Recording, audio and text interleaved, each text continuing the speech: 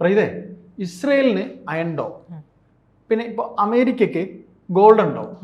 ഞാൻ ചോദിക്കുന്നത്, ഇന്ത്യ ഇനി എന്താണ് അടുത്ത കണ്ടെത്താൻ പോകുന്നത്? ഇതേപോലെ ഇവർക്ക് ഓരോരോ, അതായത് നമുക്ക് ഇത്തരത്തിലുള്ള വ്യോമ പ്രതിരോധ സംവിധാനങ്ങളുണ്ട്.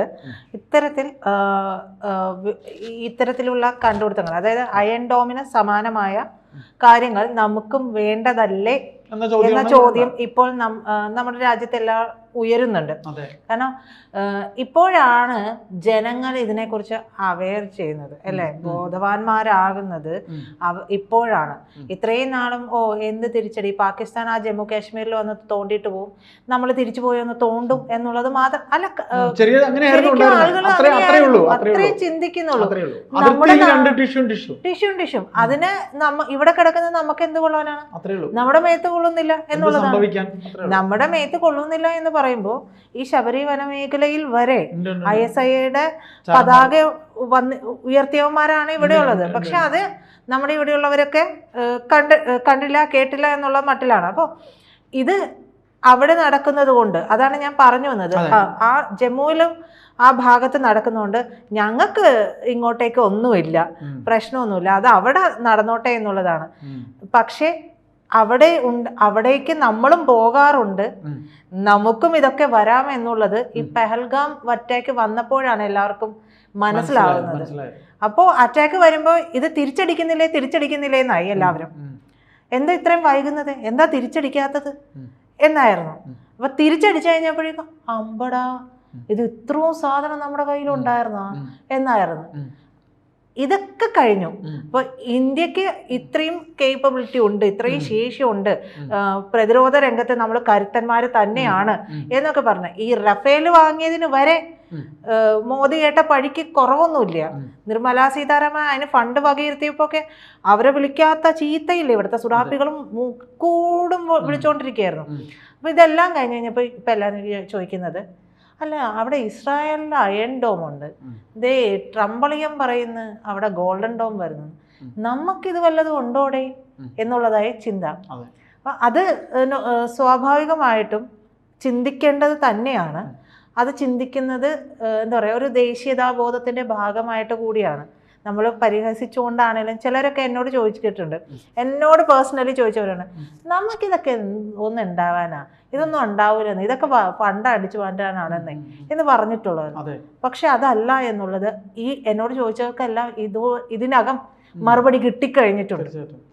അപ്പൊ അത്തരത്തിൽ നമ്മുടെ യുദ്ധവാർത്തകൾ എഴുതുന്നവരും യുദ്ധവാർത്തകൾ വായിക്കുന്നവരും ഒക്കെ ഇത് ശ്രദ്ധിക്കും. അല്ല, ഇപ്പോ അവര് മാത്രമല്ല, ഇപ്പൊ എല്ലാവരും ശ്രദ്ധിക്കാണ്.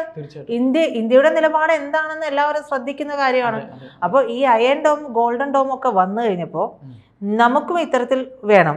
അതായത് ആക്രമണങ്ങൾക്ക് മുൻകൂട്ടി അറിഞ്ഞ് നമുക്ക് മനസ്സിലാക്കി തരികയും അതിനെ തിരിച്ച് പ്രതിരോധിക്കാൻ കഴിയുന്ന തരത്തിലുമുള്ള ഒരു സംവിധാനം നമുക്കും വേണ്ടതുണ്ട് എന്നുള്ളത് നമ്മുടെ യുവജനങ്ങൾക്കിടയിലാണ് ഇപ്പൊ ഏറ്റവും കൂടുതൽ അത്തരത്തിലുള്ള സംസാരം നടക്കുന്നത്. ആ സംസാരത്തിന്റെ ഒരു പര്യവസാനം എന്ന് പറയുന്നത്, നമ്മൾ അത്തരത്തിൽ, അതായത് DRDO അത്തരത്തിലുള്ള ഒരു സംവിധാനം ഒരുക്കുന്നതിന്റെ പണിപ്പുരയിലാണ്. ആ സംവിധാനത്തിന് ആ പദ്ധതിക്ക് ഇട്ടിരിക്കുന്ന പേര് എന്ന് പറയുന്നത് ഒപ്റ്റോണിക് ഷീൽഡ് എന്നാണ്. ഈ മിസൈൽ ആക്രമണങ്ങൾക്ക് ഉൾപ്പെടെ ധാരാളം ഭീഷണികളെ ഒരുമിച്ച് നേരിടാൻ ഈ സംവിധാനം വഴി കഴിയും. അതാണ് അതിൻ്റെ ഒരു സവിശേഷത. അപ്പം മാത്രമല്ല, ഏത് പ്രതികൂല കാലാവസ്ഥയിലും ഇത് പ്രവർത്തനക്ഷമമായിരിക്കും എന്ന് പറയുന്നു. വിവിധ പ്രതിരോധ സംവിധാനങ്ങളുടെയും സാങ്കേതിക വിദ്യകളുടെയും സാറ്റലൈറ്റുകളുടെയും നെറ്റ്വർക്ക് പോലെ പ്രവർത്തിക്കുന്ന ഒരു വ്യോമ പ്രതിരോധ സംവിധാനമായിട്ടാണ് ഈ ഒപ്റ്റോണിക് ഷീൽഡ് എന്ന് പറയുന്ന നമ്മുടെ അയൺ ഡോം വികസിപ്പിച്ചു കൊണ്ടിരിക്കുന്നത്. അപ്പോൾ ഇതെല്ലാം പുറത്തറിയുമ്പോൾ ചൊറിച്ചിലുള്ളവരുണ്ടാവും. ഇന്ത്യ വളരുന്നത് സത്യത്തിൽ പാകിസ്ഥാൻ മാത്രമല്ല, അമേരിക്കയ്ക്കും ഉണ്ടല്ലോ. അമേരിക്കയ്ക്കാണല്ലോ ഏറ്റവും അധികം ചൊറിച്ചിലുണ്ടാവുക, ചൈനയ്ക്കും. അസൂഷ്യ അതാണ് ആ വാക്കാണത്. അപ്പൊ എന്തായാലും ശത്രുവിന്റെ ആക്രമണങ്ങളെ നിരീക്ഷിക്കുക, പിന്തുടരുക, കൃത്യമായി ആക്രമിച്ച് പ്രതിരോധിക്കുക, സാഹചര്യങ്ങൾക്കനുസരിച്ച് തീരുമാനമെടുക്കാൻ സൈന്യത്തെ സഹായിക്കുക, സൈനിക തന്ത്രങ്ങൾ രൂപീകരിക്കാനൊക്കെ സഹായിക്കുക. അങ്ങനെ മാത്രമല്ല ഈ പറയുന്ന ശത്രുവിനെ കബളിപ്പിക്കാനുള്ള ഒരു ടാക്ടിക്സ് കൂടി ഈ സംവിധാനത്തിൽ ഒരുക്കുന്നുണ്ട്. മിസൈൽ വരുമ്പോൾ മറ്റെന്തെങ്കിലും വഴി തിരിച്ചുവിടാനുള്ള സൂത്രങ്ങളും കുതന്ത്രങ്ങളും ഒക്കെ ഇതിനകത്ത് ഉണ്ടാകുമെന്നുള്ളത്. സത്യത്തിൽ ഇത്തരത്തിലുള്ള വാർത്തകൾ പറയുമ്പോൾ എന്താണെന്നറിയാമോ, ഞാൻ ചിന്തിക്കുന്ന ഒരു കാര്യം, ഇത് നമ്മുടെ രാജ്യത്തിന്റെ പ്രതിരോധ രഹസ്യമാണല്ലോ. ഇത് നമ്മൾ അറിയണം, പക്ഷെ ഇത് മറ്റുള്ളവരറിയുമ്പോൾ ഇപ്പോൾ ഏറ്റവും അധികം നമ്മുടെ ചാനലുകൾ ഈ അമേരിക്ക, ചൈന, പാകിസ്ഥാനിലൊക്കെ, ബംഗ്ലാദേശിലൊക്കെ ഓടിക്കൊണ്ടിരിക്കുന്ന വീഡിയോസ്, ഇന്ത്യയുമായി ബന്ധപ്പെട്ടിട്ടുള്ള എല്ലാ കാര്യങ്ങളും തന്നെ ഇത്തരം രാജ്യങ്ങളിലൊക്കെ സസൂക്ഷ്മം വീക്ഷിക്കുന്നുണ്ട്. അപ്ഡേഷനുകൾ വേണമല്ലോ. അതെ, അപ്പം ഞാൻ പറയുന്നത് ഇത്തരത്തിലുള്ള കാര്യങ്ങൾ, പ്രതിരോധ രഹസ്യങ്ങൾ നമ്മൾ അറിയുമ്പോൾ നമുക്ക് അഭിമാനമാണ്. പക്ഷെ അവരറിയുമ്പോൾ ഒരു പടിയെ മുന്നിലേക്ക് അവർ ചിന്തിച്ചാലോ എന്നുള്ളൊരു ആശങ്ക എനിക്കിടക്ക് തോന്നാറുണ്ട്. അതെ, അതുണ്ടാവും. പക്ഷെ ചില സമയങ്ങളിൽ അങ്ങനെ തോന്നാറുണ്ട്. അപ്പൊ എന്തായാലും ഈ 2028-29 ഈ പദ്ധതി പൂർത്തിയാക്കാനാണ് DRDO ഉദ്ദേശിക്കുന്നത് എന്നാണ് പറയുന്നത്. അപ്പോൾ ലേസർ വാർണിംഗ് സംവിധാനവും ഡയറക്റ്റ് എനർജി ആയുധങ്ങളും സാറ്റലൈറ്റുകളും റഡാറുകളും ഉൾപ്പെടെയുള്ള നിരീക്ഷണം, ആക്രമണങ്ങളിൽ നിന്ന് 180 ഡിഗ്രി തലത്തിൽ സംരക്ഷണം ഒരുക്കുന്ന വൈവിധ്യമാർന്നിട്ടുള്ള അതായത് വിവിധ പ്രതിരോധ സംവിധാനങ്ങൾ, ശത്രുവിന്റെ വിമാനങ്ങളെയും ഡ്രോണുകളെയും മിസൈലുകളെയും നിയന്ത്രണം ഏറ്റെടുക്കാൻ കഴിയുന്ന ഇലക്ട്രോണിക് വാർഫെയർ സംവിധാനം ഒക്കെയുണ്ട്. അപ്പൊ ഏറ്റവും നൂതനമാണ് ഇത്. ജസ്റ്റ് ഒരു പ്രതിരോധ സംവിധാനം മാത്രമല്ല, ഇതിനെ എല്ലാത്തിനെയും ഇതെല്ലാം തന്നെ നമുക്ക് മുൻകൂട്ടി കാണുക എന്ന് പറയുന്നത് തന്നെ നമുക്ക് എന്താ പറയാ, എത്രയേറെ സംരക്ഷണ കവചം ഒരുക്കുന്നതാണ്. ഏത് ഭാഗത്ത്, ഓരോരോ ഭാഗത്തും ഉണ്ടെങ്കിൽ ഇതിനെല്ലാം നമുക്ക് നിയന്ത്രിച്ചുകൊണ്ട് ഈ പറയുന്ന ശത്രു രാജ്യങ്ങളിൽ നിന്നുള്ള എല്ലാ തരം കാര്യങ്ങളെയും മുൻകൂട്ടി അറിയാൻ സാധിക്കും, അതിനെ പ്രതിരോധിക്കാൻ സാധിക്കും. ഒന്നിലധികം കാര്യങ്ങൾ അതിൽ നിന്ന് തന്നെ ചെയ്യാനും സാധിക്കും.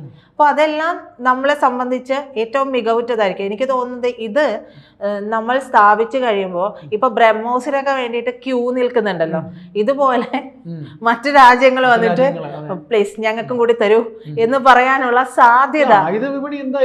അതെ അതെ, നമ്മൾ ഒരു ഘട്ടത്തിൽ ഈ അയൺ ഡോം പോലെ മറ്റൊരു സംവിധാനം, അയൺ ഡോം ആണോ എന്ന് എനിക്കറിയില്ല, എൻ്റെ ഒരു ഓർമ്മക്കുറവുണ്ട്. അപ്പം അങ്ങനത്തെ ഒരു സംവിധാനം നമ്മൾ കൊണ്ടുവരാൻ വേണ്ടി പ്രയത്നിച്ചിരുന്നു.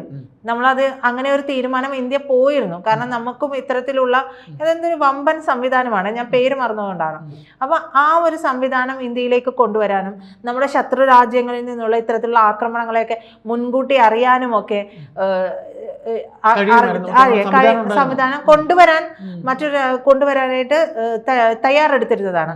പക്ഷെ അതിൻ്റെയൊക്കെ ചർച്ച നടക്കുമ്പോൾ തന്നെ നമുക്ക് അണിയറയിൽ ഈ പദ്ധതി കൂടി ഒരുങ്ങുന്നുണ്ടായിരിക്കാം. നമ്മൾ അതായത് ഈ രാജ്യങ്ങളുടെ കാര്യം എന്ന് പറയുന്നത്, ഒരു രാജ്യം ഇങ്ങനെ തീരുമാനിച്ചു എന്ന് പറയുകയാണെങ്കിൽ ആ തീരുമാനിക്കുന്നതിന് മുമ്പ് അതവിടെ നടന്നിട്ടുണ്ടാവും.